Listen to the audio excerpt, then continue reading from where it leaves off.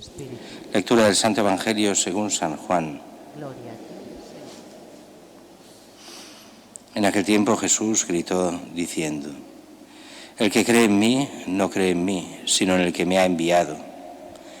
El que me ve a mí, ve al que me ha enviado. Yo he venido al mundo como luz, así el que cree en mí no quedará en tinieblas. Al que oiga mis palabras y no las cumpla, yo no lo juzgo, porque no he venido para juzgar al mundo, sino para salvar el mundo. El que me rechaza y no acepta mis palabras tiene quien lo juzgue. La palabra que yo he pronunciado, esa lo juzgará en el último día. Porque yo no he hablado por cuenta mía. El Padre que me envió es quien me ha ordenado lo que he de decir y cómo he de hablar. Y sé que su mandato es vida eterna. Por tanto, lo que yo hablo, lo hablo como me ha encargado el Padre. Palabra del Señor. Gloria a ti, Señor Jesús.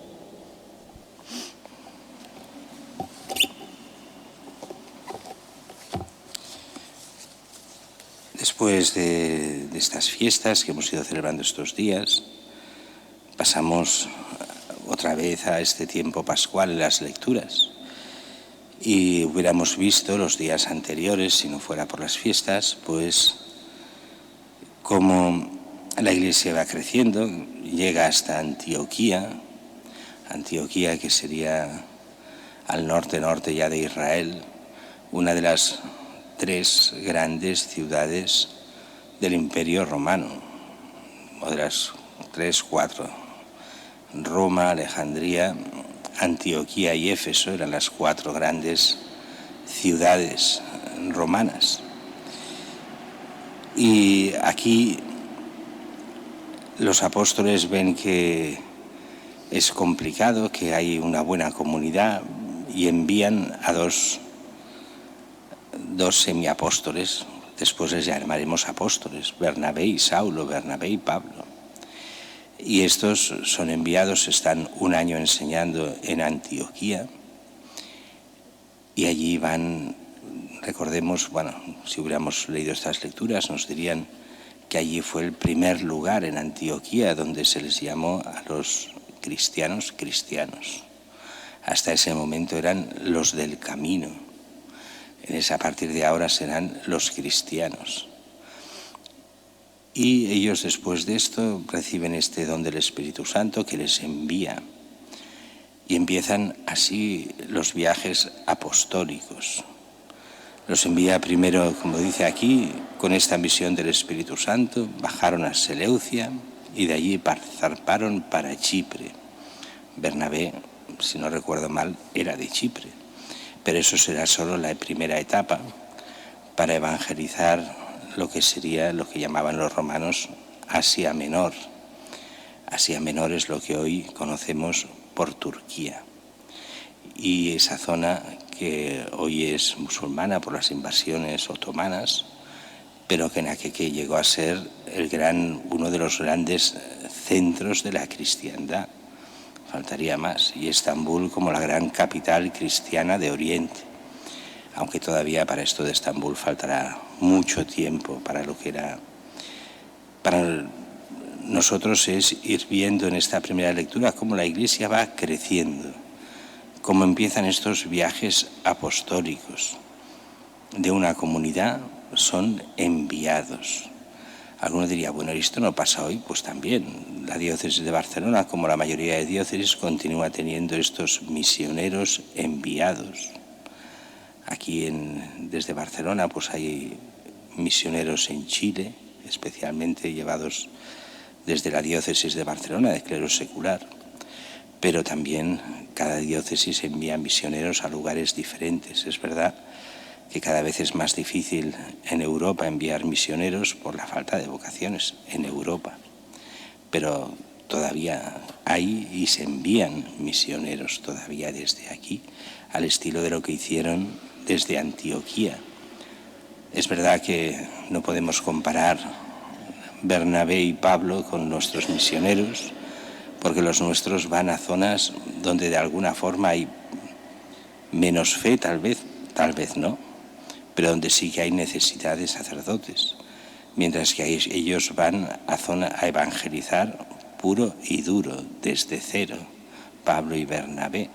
Y por eso iremos viendo los grandes problemas que irán teniendo, pero cómo la fe se irá desarrollando, primero por Europa y con el tiempo, bueno, por Europa, por Asia, pasará enseguida a África y de allí, claro, no se conoce ni América ni Oceanía en ese tiempo, con lo cual no se podrá llegar, llegarán mucho más tarde.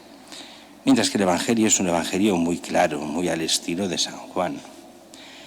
Cuando se habla del juicio, Jesús que viene a juzgar a vivos y muertos, volverá a juzgar a vivos y muertos, se nos habla de cómo es ese juicio, porque la gente tiene esa mentalidad extraña de que Cristo juez, como si Cristo fuese a descubrir los pensamientos internos de la gente, los pecados pasados, claro que un poco de eso hay, pero no ese es el principio del juicio. El juicio es muy sencillo.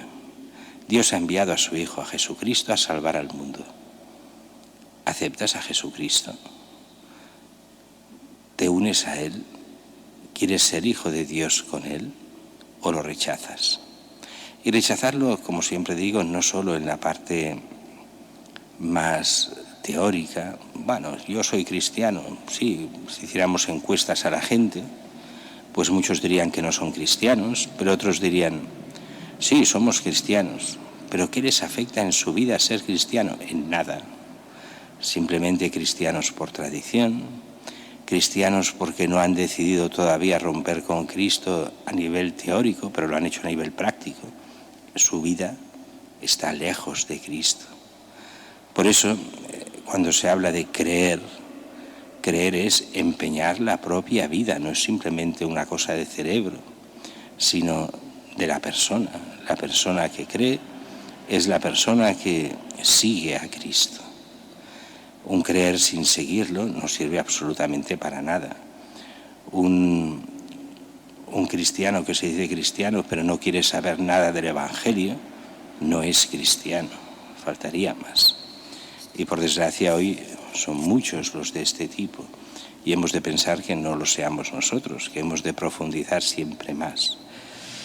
Por eso dice, el que cree en mí, no cree en mí, cree en el que me ha enviado. Fijaros que Jesús hace una unidad entre Él y el Padre también para nuestra fe. Uno que diga, yo creo en Dios, pero no creo en Cristo. Solo al Padre solo se llega por el Hijo. El que diga que cree en el Padre, pero no cree en el Hijo, es que no cree, es que no llega al Padre.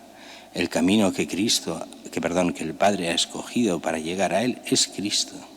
Es su Hijo que nos ha enviado a nosotros para nuestra salvación. La mentalidad de Cristo es muy clara. El mundo estaba perdido. Necesita que Dios mismo venga a salvarlo. ¿Te unes al Salvador o lo abandonas? ¿Te unes al Salvador? Te salvas. ¿No te quieres unir al Salvador? Quedas en tu miseria, en tu pecado, sin posibilidad de redención, porque Él es el único Redentor. Lo veíamos hace muy pocos días con San Pablo. Con San Pedro, en aquel discurso.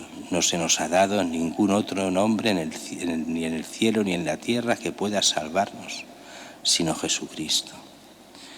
El que oiga mis palabras y no las cumpla, yo no lo juzgo, porque no he venido a juzgar al mundo, sino a salvar al mundo. El que me rechaza y no acepta mis palabras, ya tiene quien lo juzgue. Las mismas palabras que yo he pronunciado. En el fondo lo que está diciendo es claro. Yo soy el Redentor del mundo. ¿Queréis salvaros? Seguidme. Aquel que no quiera seguirme. Otra cosa es el que, como dice muy bien Gaudium et Spes, Concilio Vaticano II, aquellos que de forma inculpable no han conocido a Cristo. Eso es otra historia. Pero aquellos que han oído a Cristo, que lo han conocido, que han recibido su palabra y lo niegan, en el fondo son otros Judas que niegan a Cristo y que por eso es imposible que lleguen a la salvación. Pero para eso para entender este Evangelio hemos de cambiar ese chip que está puesto en cada uno de nosotros por toda la educación, sobre todo a partir de la Revolución Francesa, que viene a decir: nosotros somos todos buenos. La mala es la sociedad, la mala es la Iglesia, la mala es la fe. Nosotros que somos buenos no podemos ser condenados a nada. Los malos son siempre los otros. Así que yo me salvo por fuerza, porque yo soy bueno. Es esa tentación diabólica, cambiar el mal por el bien por el mal, rechazar a Cristo, para que de esta forma tú no tengas remordimientos de conciencia porque tú te crees bueno. Claro, esto ya, este rechazo a Cristo ya hace imposible nuestra salvación, pero lo vemos tantas y tantas veces en nuestra sociedad y en la historia.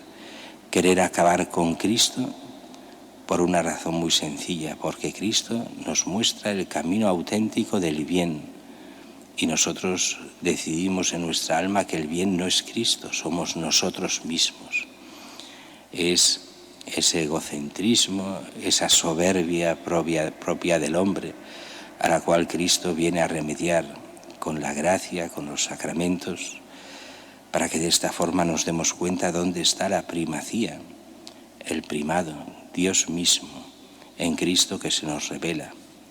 Y lo demás, que nosotros nos demos cuenta de que somos nada, pura criatura, que nos debemos a nuestro Creador.